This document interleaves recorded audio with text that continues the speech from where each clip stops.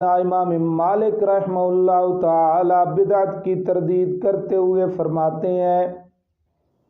من ابتدع فی الاسلام بدعتا، جس آدمی نے اسلام میں کوئی بدعت نکالی،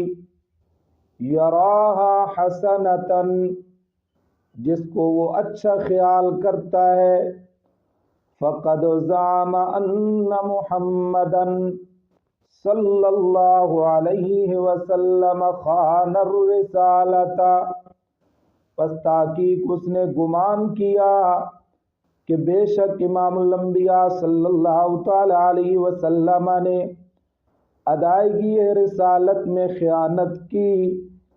لأن اللہ تعالی یقول، اس واسطے کہ بے شک اللہ تبارک و تعالی فرماتے ہیں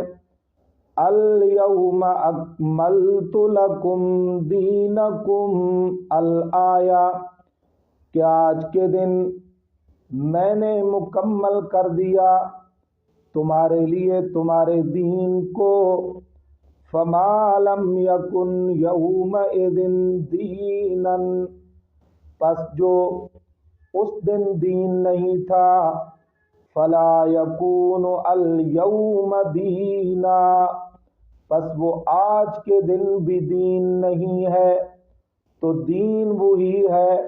جو امام الانبیاء پیغمبر صلی اللہ تعالی علیہ وسلم کے